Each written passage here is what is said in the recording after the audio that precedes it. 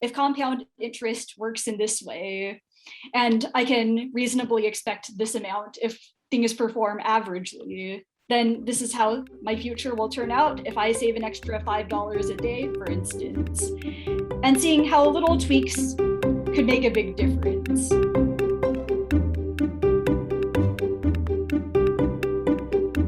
Welcome to the Personal Finance for PhDs podcast, a higher education in personal finance. I'm your host, Dr. Emily Roberts. This is Season 10, Episode 12, and today my guest is Dr. Sharena Rice, who recently completed her PhD in neuroscience at the University of Michigan. At the start of grad school, Sharena defined what she considers the good life and made sure that she lived according to her values. She committed herself to simple living so that she could invest over half of her stipend and pursue adventures. One element of Sharena's good life is fulfilling work, so she became involved with 5 startups during grad school to gain experience with entrepreneurship. Don't miss this unique and insightful interview. Without further ado, here's my interview with Dr. Sharena Rice.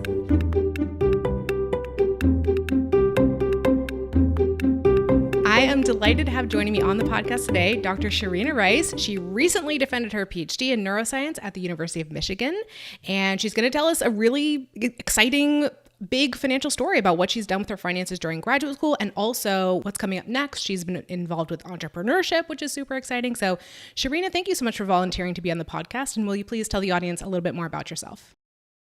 Thank you so much, Emily.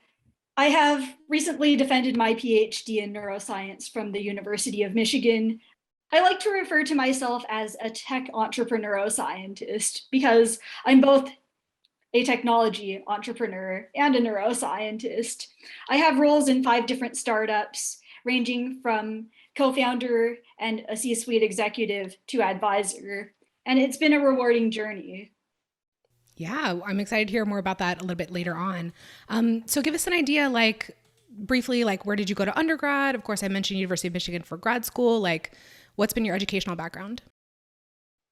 For undergrad, I studied biochemistry and molecular biology and minored in philosophy and psychology and felt myself being pulled in these 3 seemingly completely different directions. But I realized that I couldn't combine them all by being a neuroscientist.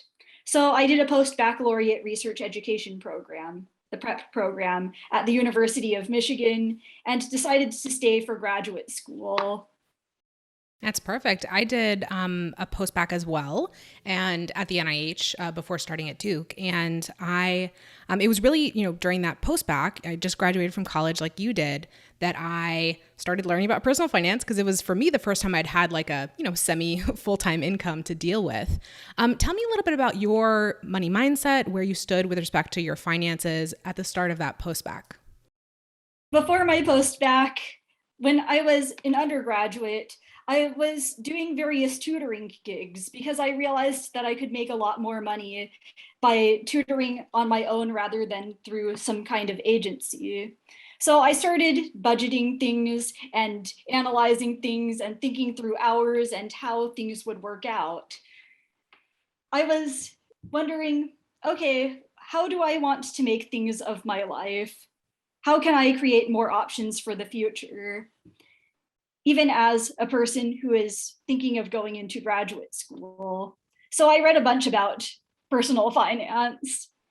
I got to learn about how wealth is created, went to a lot of entrepreneurship events, went to many things about community leaders and engagement. So one thing that I've realized there is that a lot of times the smartest people, they're not making the most money. And yet, at the same time, some people who have been making a lot of money, they're not the smartest people.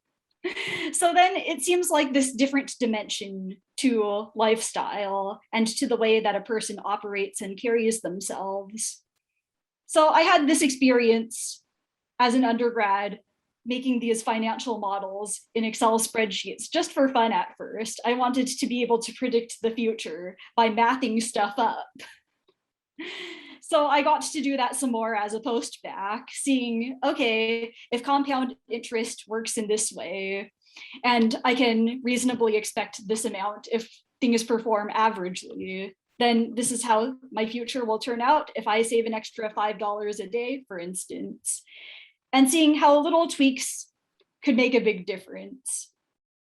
So I love that you frame this around like you wanting to understand how wealth was created. And I totally understand why you went down this entrepreneurial route after investigating that question. So I really want to hear how these journeys of like the PhD and the entrepreneurship come together later on. I also noticed in your phrasing just there, are you a Millennial Revolution fan? Yes. Okay. Yes. So for those not familiar, they have this catchphrase that's like math stuff. I'm substituting a word, math stuff up. So they have a very sort of unconventional approach, right? They don't accept conventional wisdom. They reanalyze everything. Have you adopted that as well? Yeah, there are many things in the financial independence, retire early community that I think of not as a person who necessarily wants to retire early, because if I did retire, then I would just be making more technology anyway, because this is fun for me. But as a person who wants to be doing what I'm doing because I want to do it. So that, okay, whatever job I'm in, I will be bringing my all to it because it is my choice. And wouldn't it be great if everyone just kind of lived that way, where they're going to work because they want to be there and they could be doing a zillion other things at that time, but it's their choice to be working with this particular people in this particular company. I love how you phrase that. And that is such an ideal to be working toward, and certainly one that's espoused by the financial independence community. So tell me also, we talked about your financial mindset at the start of your post-bac. So how did that change over the course of graduate school, or has it? It has sort of changed to some extent. All right, as a graduate student, I have lived in a Buddhist temple for 22 months. And during that time, I got this sense of, all right, what does it really take to be happy? Because a lot of times they think, oh, if I have X amount of money up to a certain point, then I will be happier. But if you think about it, some monastics are the happiest people in the world, despite having taken a vow of poverty. All right, if that's the case, then what if I just leveraged that idea where I could find joys in all kinds of things that don't actually take money and then save a lot, and it compounds over time so that I'm just doing exactly what I want to do. Yes. Amazing, amazing insight to receive, especially I would say, early on in life, to have that, because that's something that a lot of people never come to, where it takes decades and decades of chasing after the wrong stuff to find happiness before they finally get around to the insight that you have. So that's incredible. So you told me when you volunteered for this interview that you saved at least 50% of your grad student stipend on average. What? How? I think it's 53% at this point. And the way that I did that was, all right, at the beginning, I was reading these personal finance books and doing these financial model things and thinking, okay, there are very small things that make a very large difference. So for example, I could have lived closer to my laboratory than I actually lived, and it would have cost more. But I could live slightly further. Let's say that I need to walk an extra 3 minutes a day or something like that. Well, in that case, I could get a little bit of extra exercise just built into my lifestyle. But also, I'm saving money by living a little bit further away. So things like that. Well, there's the question of what do you value, and is the way that you're spending your money reflecting those values? I have chosen to invest quite a bit in the future because that's what I wanted to do. I totally concur with what you're saying. And I think that once you identify what you value, in your case, investing for the future, it makes you excited to be able to put money towards that. And it doesn't seem like such a big sacrifice to be cutting back on your spending or choosing not to spend in some other areas of a budget. But I love the philosophical point of view, but I want to get like a little bit more practical. So for example, can we start with, do you mind sharing what your stipend was throughout graduate school?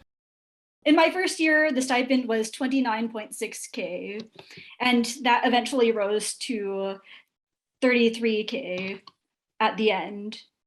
So I think of that as like a very decent stipend, nothing out of this world, but certainly in Ann Arbor, sort of a moderate cost of living city, it's a decent amount of money to make, but still being able to invest and save half of that is kind of a big accomplishment. So you mentioned you had, you were paying for housing, right? But you just chose strategically. So you were paying a little bit less for housing maybe than some of your other options. Let's go through just like the big expenses for average Americans. So we touched on housing. What about transportation? I decided that when I was moving out to Michigan, that I wanted to have a simple life, or at least simple in terms of material possessions. So my first year when I was here as a postbac, I didn't have a bed frame, for instance. I just had a mattress on the floor because I didn't know exactly where I would be for grad school. And when it came to transportation, I just rode a bicycle around. I've lost a lot of weight as a grad student and also was able to get from place to place. People ask, oh, Michigan has snow. How do you deal with that? The answer is, I bike anyway. The roads are cleared. Salt happens. I just bike. I'm glad you headed off that question. Okay, so no car, cycling lifestyle. What about food? Do you have any particular kind of diet that you follow that happens to be low cost, or what are your strategies around there? If you think about it, a lot of places in the world where there aren't that many health issues, like cancer and diabetes, they have this really simple diet of they just pretty much eat rice and vegetables, and they don't have that much meat to them or anything like that because that's what is available to them. So then I've pretty much been eating like a peasant and being just happy with that. Learned to make a really good stir fry, learned to make really good lemon garlic pasta. Yeah, so I think we can clearly see from those, three big categories that you just sort of slotted yourself on the low cost end of, the spectrum that you could spend in each of those areas. So you mentioned this 50% savings rate, investing rate. What were you investing in? Was it like the stuff I talk about all the time, like index funds and Roth IRAs, or were you doing that plus other stuff? Let us know what your investment strategy is. At first, I just invested in some stocks from companies that I liked and thought had good leadership to them. So for example, Costco notoriously treats their employees well, and I liked that, so I invested in them. And the Home Depot, well, it seems to be quite a good company too. So I invested in some individual stocks at first, and then learned that there was this thing called index investing, and then switched mostly to that. I also own some real estate investment trusts and some worthy bonds. And a tiniest amount of crypto. I just bought $20 worth of Bitcoin for fun and then laughed as it went up and down and up and down. So I like that. So like bulk of your investments are tried and true index funds, hands-off approach, but you have these few other holdings that are you've intentionally selected that are sometimes interesting to track. Okay, well that's awesome for your investment strategy. Emily here for a brief interlude. If you are a fan of this podcast, I invite you to check out the Personal Finance for PhDs community at pfforphds.community. The community is for PhDs and people pursuing PhDs who want to take charge of their personal finances by opening and funding an IRA, starting to budget, aggressively paying off debt, financially navigating a life or career transition, maximizing the income from a side hustle, preparing an accurate tax return, and much more. Inside the community, you'll have access to a library of financial education products, including my recent set of Wealthy PhD workshops. There is also a discussion forum, monthly live calls with me, and progress journaling for financial goals. Our next live discussion and Q&A call is on Wednesday, November 17th, 2021. Basically, the community exists to help you reach your financial goals, whatever they are. Go to pfforphds.community to find out more. I can't wait to help propel you to financial success. Now back to the interview. You also told me when you volunteered that you have been focused on living the good life on, as we were just saying, less than 50% of your stipend. What does it mean to you to live the good life, and how have you been doing that during grad school? I think that the good life, it is a life that I am doing fulfilling things in, that I'm growing in, and that I feel connected with other people in. So part of this is, all right, what does it mean to live life to the fullest? I think that it's investments not only in terms of money, but also investments in other things that compound in interest, such as health and friends and family and making connections. But also there's the shenanigans, and that's a lot of fun too. I went to Puerto Rico with nothing but a backpack this one time because people were telling me you need a vacation. I was working in lab on Thanksgiving this one time and thought, well, I have to see the world. I've never been out of the country before, so I'm gonna book a trip to Rome. So that's exactly what I did. And then eventually I went to Rome. But also when it comes to the good life, there's work as a big part of it. I think a lot of us, we put a lot of our identities in what we do for work. I was very lucky to be in a laboratory that was just starting up, so I could be at the forefront of bringing new processes to life. And I just loved that, even though it may have been frustrating to some people who just want to move on with their lives and they want to get into a place where everything is already set up for them. But working with machines, that was a big part of it too.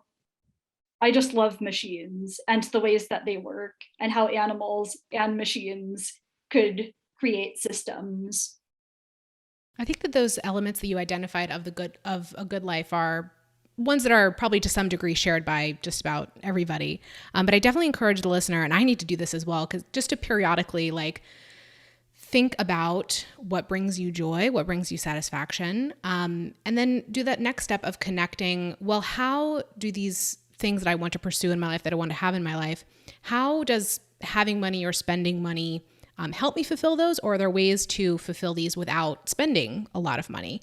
Some of the things you mentioned are, such intangibles like connections with friends and family. Like sometimes money can help that, but it definitely isn't required to do so. So I think all of these things are, achievable at whatever level of income that you're at. You just have to find a way to fit it in with your lifestyle at that time, which you clearly have done. So let's talk next about your entrepreneurship experience. You just identified as there's been a theme of that already through this interview of finding fulfilling work. And hey, even if you had infinite choices because your finances, because you're financially independent, you would still choose to work in some capacity. Tell us, how you got involved with these 5 companies that you mentioned earlier, and just what's your entrepreneurship journey been during grad school?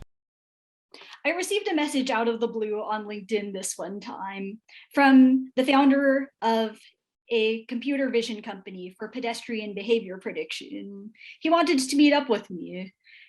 He was in Ann Arbor, I was in Ann Arbor. So we met up and we talked. And he showed me what he currently had in terms of the pedestrian behavior software. On the spot, I came up with several ways that it could be improved. And to me, it just made a lot of sense. So then he offered me the opportunity to be his co-founder. And from then on, we continued co-founding this company and building it up more and more and more. We have been a fantastic team where he goes out and he gives a lot of pitches and manages a lot of the day-to-day stuff, while I have been a grad student who has had to mostly work on lab things. But this worked out because a lot of the things that I did were about ideation and about intellectual property and things that were not bound to a certain time of the day. So that's one of the companies that you co-founded then. Can you just tell us briefly, maybe a couple other examples of how you got involved with some of these other companies, especially for someone who's thinking, wow, I'd love to get involved with entrepreneurship as a grad student, how that happened? The second company that I co-founded, that was a vertical spin-off for DevOps and for freelancers. So the second company came out of the first company. As for the rest of them, the first company that I started advising, that actually came about because I saw that they had a product. I signed up to be a tester for it, and I wrote in the comments box, would be interested in helping the founders. We had a wonderful conversation and I became their advisor. Then I started talking with people on the Clubhouse app eventually about technology, got into lots and lots of conversations, which eventually evolved into Zoom conversations, which eventually, at the end of those conversations, often led to offers of, wait, I'm starting a company soon. Would you be interested in working with us on some sort of development? Usually a development of something between a machine and a human in the loop, which is exactly what I love. So then I said yes to them. So I would just very broadly sum that up as like networking, just like being open to conversations, offering help. I mean, it sounds like you offered help initially in at least two of these scenarios without any expectation of a return, but just putting, value out there, and some good things came back from it. So I understand that you were not able to be paid by any of these companies because of something about your funding structure. Would you tell us a little bit more about that? Yeah, my graduate program does not allow anyone to receive money or equity in exchange for work for a company outside of the university while they're still a student. So there's the question of, okay, given that this is the case, then how do I set things up so that things will work out? And the answer is work with legal documentation and just create a vesting structure so that right after you graduate, then that's when a cliff happens, and then you receive your funding, your equity, your compensation at that point. I mean this as a complete compliment, but that seems like such a loophole, right? Because like you're clearly putting in the time, the work, adding your expertise during the time of your graduate program. In your case, you still finished. It's all good, right? Like it didn't, detract from that PhD journey. But you just arranged for the payment to happen later. And I give this to you as a compliment because I think it's a great creative solution to this problem in case anybody else is running into it. But also want to voice that I completely disagree with your program. My basic philosophy around this is like, if you're doing well in your program and you're advancing and you're doing the work that needs to be done and your advisor's happy with you, the university should keep its nose out of the rest of your business in terms of whether you're earning money or not, or equity or not, or whatever you want to do with the rest of your time should be yours. That's my position. Do you know if this has any motivation in terms of like the university can then claim ownership over like the company? Is that the reason why they have that kind of verbiage? I think that they have it because of the way that academia used to work and how academics or people who are in PhD programs used to be thought of. It used to be thought of that a person has to just work on their thesis and that is enough. But if you actually want to make it as an entrepreneur, how do you do that without having actual experience? My experience makes me very rare. There aren't very many PhDs who are just graduating from their program with this much experience as an entrepreneur. A person can take classes. I was encouraged to take classes when I said that I wanted to be an entrepreneur, but no, they didn't want me to actually do anything in a company. But I wanted to be an entrepreneur partly because I wanted to change the world in a positive way. to promote road safety, for instance, with my pedestrian behavior prediction company. Yeah, I'm so glad that you shared this experience with us because I think it's really instructive. Like if anybody else like you, and I'm not criticizing you by saying this, but if anybody else like you knows that they're quite interested in pursuing entrepreneurship during the graduate program, once you're going around and interviewing and talking to various advisors or whatever, like that's something to bring up. Does your program have a prohibition on me starting a company or me having equity in a company that I advise during the course of this program? And, maybe use that to help you make a decision about where you should end up in terms of a graduate program. I am a little bit surprised to hear about that from Michigan. Let's talk about what's next then. You just said that you're a unique kind of PhD with this sort of experience. What is the next step in your career having just defended? Given that I have positions in 5 different companies, I think that I need to create a portfolio that I will call Yellow Pill Ventures. There's this narrative sometimes that you can either make a profit or you can make a positive difference in the world. But I think that the two can really come together, and that can be my premise of my portfolio. Aside from Yellow Pill Ventures, I will also be pursuing a career in big tech. And the reason why big tech is because they already have the infrastructures in place to bring ideas to life quickly. It's not like we have to wait to hire software developers, for instance, but that they are already within the company. They're ready to receive work. So between the two, I think of it as Nassim Nicholas Taleb's barbell strategy of you put 80 to 90% of your time into something that's completely stable, and you put 10 to 20% of your time into moonshot things, but that there's not very much in the middle in terms of risk. That way, if the moonshots just do not pan out, then you are perfectly fine.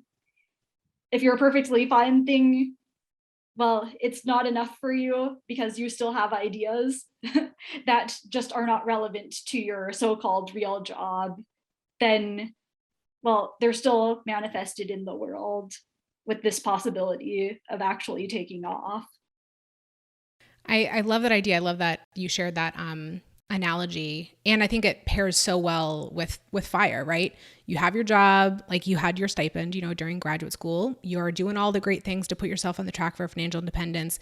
And at the same time, you're taking, well, maybe not taking risks, but you have those possibilities of moonshots, like you were just saying. So I love that approach.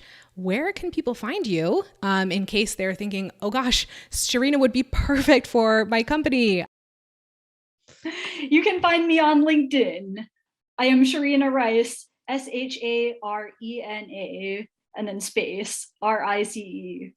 And I am at Sharena Rice on Twitter as well, and on Clubhouse.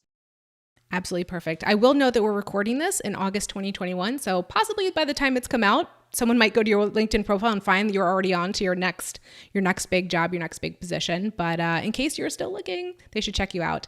Okay, well, let's conclude with the question that I ask of all of my guests. What is your best financial advice for another early career PhD?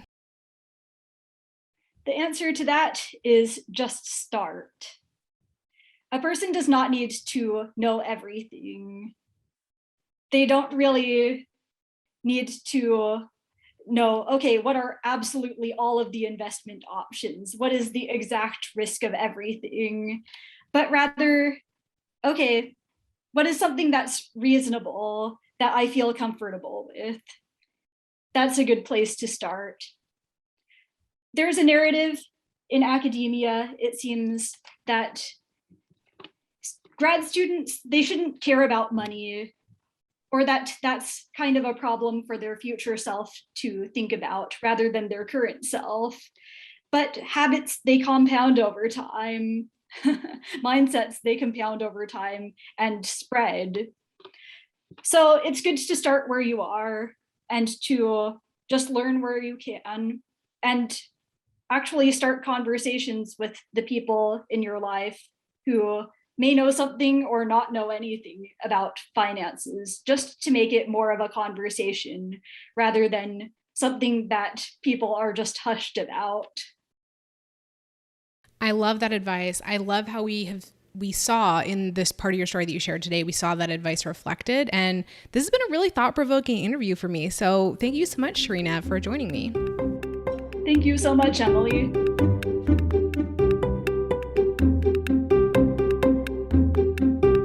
Listeners, thank you for joining me for this episode. pfforphds.com/podcast is the hub for the Personal Finance for PhDs podcast. On that page are links to all the episode show notes, which include full transcripts and videos of the interviews. There is also a form to volunteer to be interviewed on the podcast. I'd love for you to check it out and get more involved. If you've been enjoying the podcast, here are 4 ways you can help it grow. 1, subscribe to the podcast and rate and review it on Apple Podcasts, Stitcher, or whatever platform you use. 2, share an episode you found particularly valuable on social media, with an email listserv, or as a link from your website. 3, recommend me as a speaker to your university or association. My seminars cover the personal finance topics PhDs are most interested in, like investing, debt repayment, and effective budgeting. I also license pre-recorded workshops on taxes. 4, subscribe to my mailing list at pfforphds.com/subscribe. Through that list, you'll keep up with all the new content and special opportunities for personal finance for PhDs. See you in the next episode, and remember, you don't have to have a PhD to succeed with personal finance, but it helps.